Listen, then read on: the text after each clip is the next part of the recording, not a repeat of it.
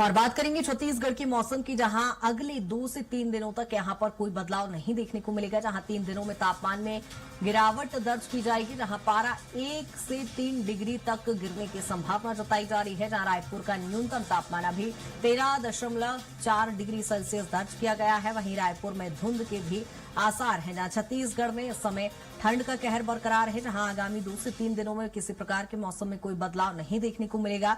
राजधानी रायपुर की यदि हम बात करें, 13.4 डिग्री सेल्सियस यहां पर तापमान दर्ज किया जा रहा है और आगामी 2 से 3 दिनों में तापमान में और गिरावट दर्ज की जा सकती है। जहां कोहरा भी छाया हुआ है। घना कोहरे की आगोश में राजधानी रायपुर है और इसके साथ ही छत्तीसगढ़ के कई ऐसे जिले हैं जहां 10 डिग्री से नीचे तापमान पहुंच चुका है। और इसी पर ज्यादा जानकारी के साथ राहुल हमारे साथ जुड़ गए हैं। राहुल, छत्तीसगढ़ के यदि मौसम की बात करें, लगातार ठंड का प्रकोप देखने को मिल रहा है, क्या कुछ स्थिति?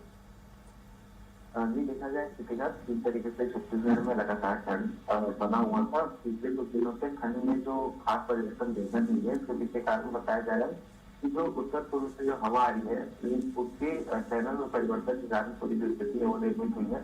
और अभी देखा जाए तो करीब 2 दिनों के बाद फिर से जो मौसम है उसमें बदलाव देखा जाएगा और ठंड का जो कहर है वो बढ़ता हुआ नजर आएगा। हालांकि इसके लेकर मौसम विभाग ने चेतावनी भी जारी की है कि 2 दिनों के बाद तापमान में भारी गिरावट देखा जाएगा। जहां पर अभी यदि तापमान की बात करें तो राजधानी रायपुर का जो तापमान है वो 13 से 14 डिग्री के बीच में है। वहीं अगर अंबिकापुर की बात करें तो वहां का तापमान लगातार 4 से लेकर के 6 डिग्री के बीच में उतार चढ़ाव वहां देखी जा रही है।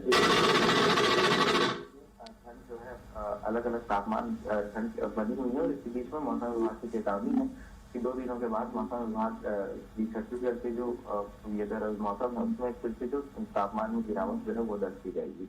ठीक है राहुल, नगर निगम की यदि व्यवस्थाओं की बात की जाए, जनजीवन चूंकि पूरा प्रभावित नजर आ रहा है, ऐसे में नगर निगम की क्या कुछ व्यवस्थाएं हैं?